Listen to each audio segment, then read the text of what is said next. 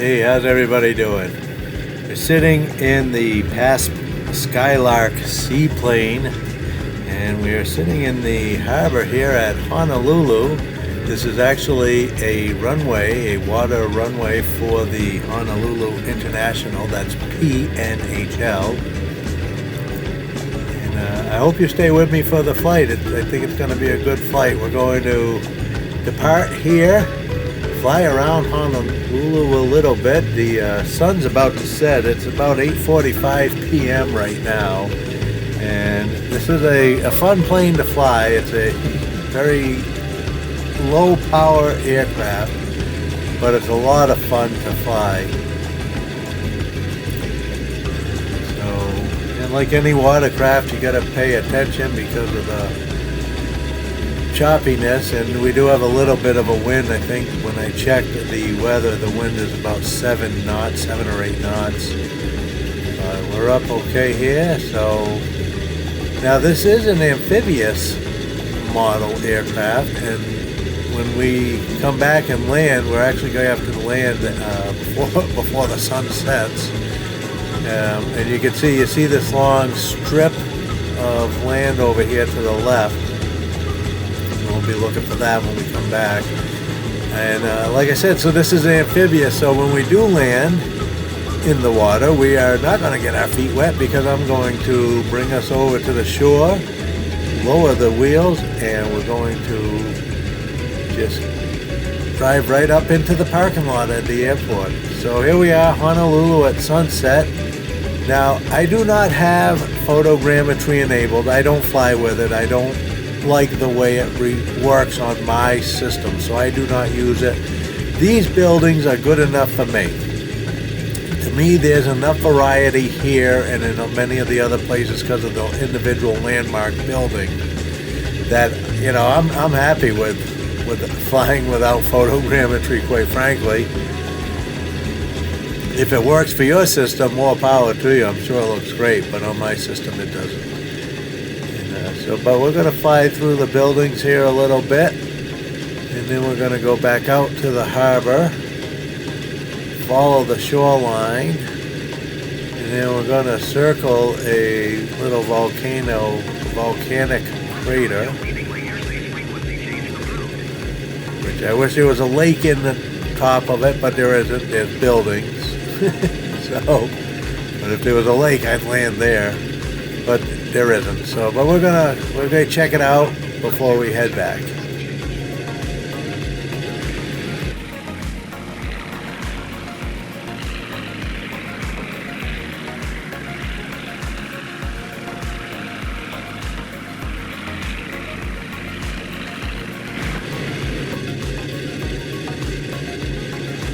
I hope you stick with me for the flight. We're flying the latest beta release, which is 1.35.21.0. That's 1.35.21.0, latest beta release for Sim Update 14.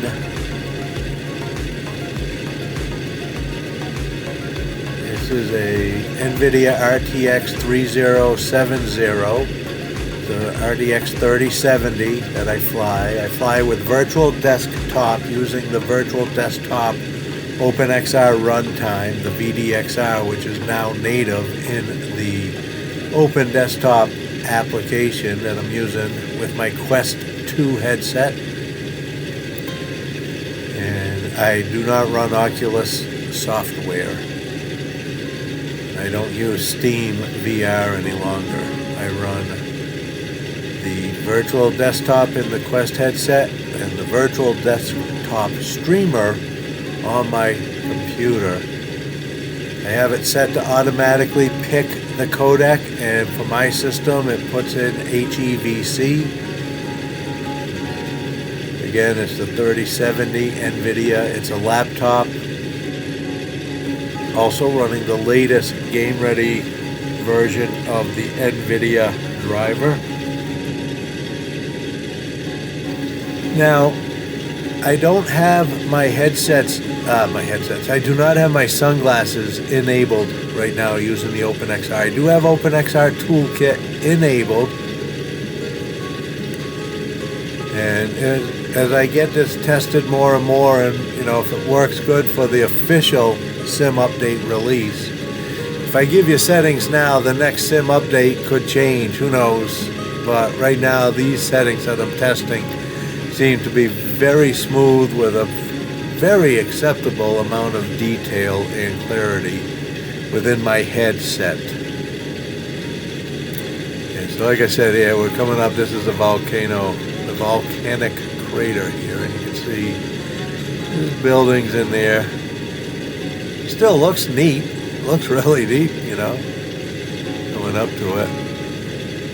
And I could actually land there. This is amphibious, so I could lower the gear and land down here, but I don't want to. We're going to continue over the edge, go back over the suburbs, the residential area, and then we'll head back before the sun sets, because it is getting low. And I'm thinking that we probably only have maybe another 7 minutes of sunlight. But detail looks good. I'm not seeing any blurriness. Now within the OpenXR Toolkit, I do have fixed foveated rendering enabled. I think right now it's set for quality. Again, I'm gonna just keep testing the settings I got. I'm not at a point yet where they're staying the same. I'm changing them every time I try. Wow, look at this. Oh, this is so pretty.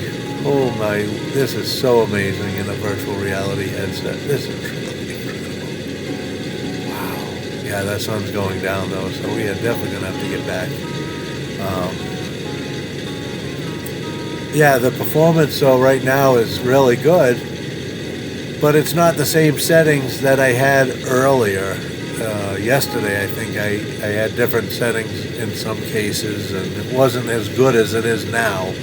So I'm getting closer, I think, to that sweet spot. And depending on whether or not the official SIM Update 14 release breaks it, then when it is released, then you know I'll have a settings video coming out shortly thereafter. Now, if you're still with me, I'm going to give you some other information that I've done, and I know I've talked about this in my other settings videos. There's a lot of other testers out there that have put the same information out. The Nvidia Driver, when you install it, your best option is to follow the steps for creating your own de-bloated driver, removing all of the unnecessary Nvidia features. There's videos on how to do that. I have links in some of my video descriptions. I'll try and remember to put it in here. If not, it'll definitely be in the link in the description of my settings. Yeah, see, I'm seeing my runway from here very, very clear, very plainly. I mean, I can make out very good detail up there right now. You can see the main runway in front of me. I can see the lights, of course, the beacon. And I can see the other lights for the other runway. Now, we're not going to land there. We're landing in the water. But we're following the same direction of the runway. Although I should actually have turned around and probably landed the other direction.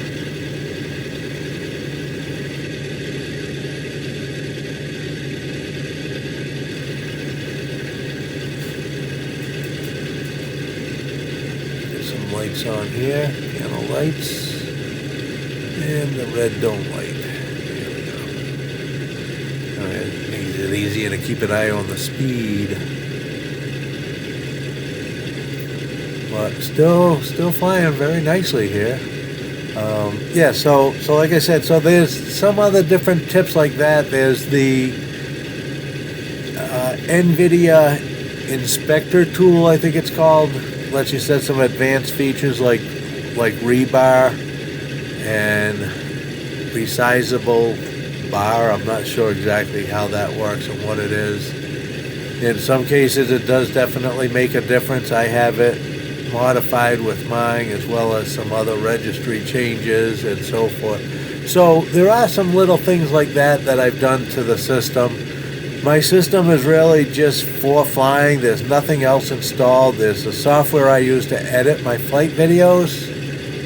There's the game RuneScape that I've been playing for close to 18 or 19 years, and there's Flight Simulator. That's it. So I have it very bare minimum. It's hardwired into a gaming router. My Quest headset is the only thing on a dedicated 5 gigahertz wireless. The Wi-Fi router is literally 7 feet away from where I sit. All of that helps. All of that helps tremendously. Not having anything on the computer, having the computer itself hardwired into the router for a dedicated connection back out to the Quest headset. Very, very helpful. So that was not bad. That was a very smooth landing, if I say so myself. And so now we're going to head over here to the parking lot, which is ahead of us a little bit to the right. And when we get closer, I will lower the gear. We'll drive up on land, and we'll park for the night. And if you're still with me, I appreciate it, and thanks for watching.